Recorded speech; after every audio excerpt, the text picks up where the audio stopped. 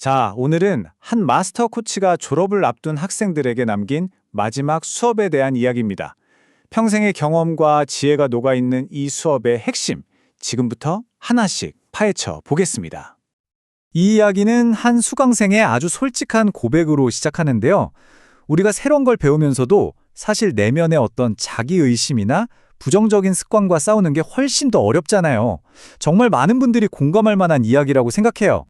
오늘 우리가 살펴본 내용은 크게 5가지입니다. 코치의 자신감 역설부터 시작해서 자신감의 진짜 원천, 그리고 피드백에 대한 새로운 관점과 모델, 마지막으로 코치의 마지막 시험까지. 자, 그럼 첫 번째 주제부터 바로 들어가 볼까요? 첫 번째 주제는 바로 코치의 자신감 역설입니다. 이게 뭐냐면 많은 전문가들이 겪는 딜레마인데요. 아니, 실력이 늘면 당연히 자신감이 붙어야 하는 거 아닌가요? 그런데 오히려 줄어들 수 있다는 거죠. 대체 이게 무슨 말일까요? 우리는 보통 실력이 좋아야 전문성이 있어야 자신감이 생긴다고 믿잖아요. 그쵸? 그런데 이 코치는 그게 아닐 수도 있다고 말합니다. 만약 실력이 정답이 아니라면 그럼 진짜 자신감은 도대체 어디서 오는 걸까요? 코치가 자기 얘기를 해주는데요. 법대생 때였대요. 민법, 헌법, 형법, 총론 이런 거 배우고 나니까 와, 내가 세상 법을 다 아는 것 같고 그랬다는 거죠. 근데 웬걸? 공부를 하면 할수록 내가 아는 건 진짜 빙산의 일각이구나. 이걸 뼈저리게 깨닫게 된 겁니다. 이게 바로 자신감의 역설이라는 겁니다. 그러니까 알면 알수록 내가 얼마나 모르는지를 깨닫게 되면서 오히려 자신감이 떨어지는 상태인 거죠. 어떻게 보면 실력에만 기댄 자신감은 언제든 무너질 수 있는 신기루 같은 걸지도 몰라요. 자, 그럼 이 어려운 역설에 대한 해답은 뭘까요?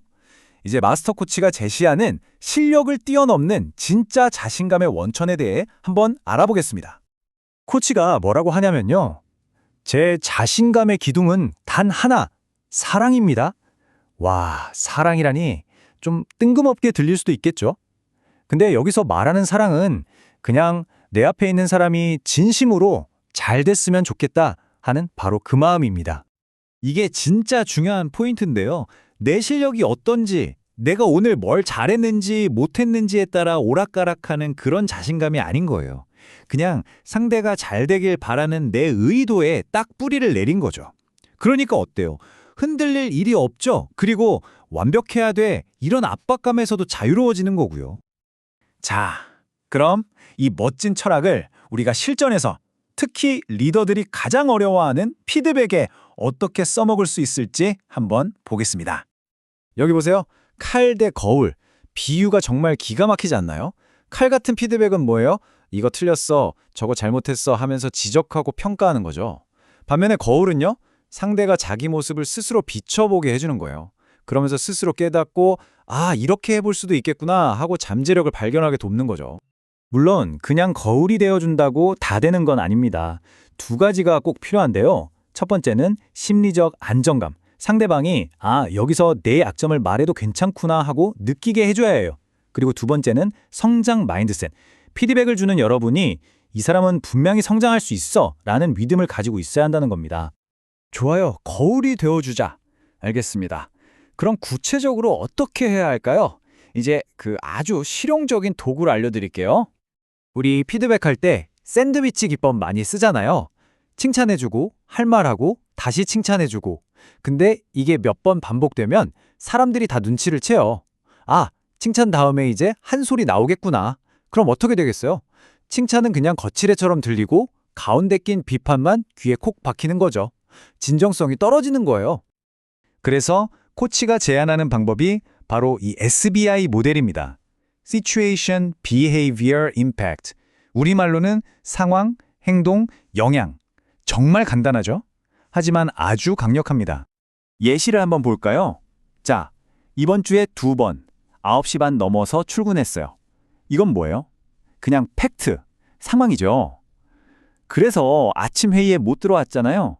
이건 관찰 가능한 행동이고요. 그것 때문에 중요한 업무 지시를 전달하기가 좀 어려웠습니다. 이건 그 행동에 미친 구체적인 영향이죠. 어떠세요? 여기엔 왜 늦었냐, 게으르다 이런 개인적인 판단이나 비난이 하나도 없어요. 그냥 있었던 사실에만 딱 집중하는 겁니다. 자, 이제 거의 다 왔습니다. 이 모든 가르침이 하나로 합쳐지는 지점, 마스터 코치의 마지막 시험은 과연 무엇이었을까요? 이게 정말 이 수업의 모든 걸 관통하는 한 문장입니다. 진짜 어려운 건 피드백을 얼마나 멋지게 주느냐가 아니라는 거예요. 진짜는 그걸 얼마나 잘 받아들이느냐는 거죠. 왜 피드백을 잘 받는 게 중요할까요?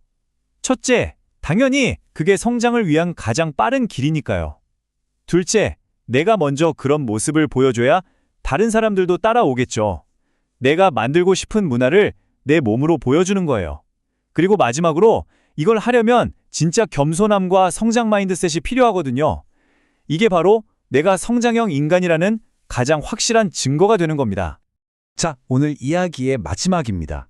이 질문을 여러분 스스로에게 한번 던져보셨으면 좋겠어요. 혹시 내가 지금 가장 듣기 싫고 가장 피하고 싶은 그 피드백이 어쩌면 나에게 가장 필요한 성장의 기회는 아닐까요?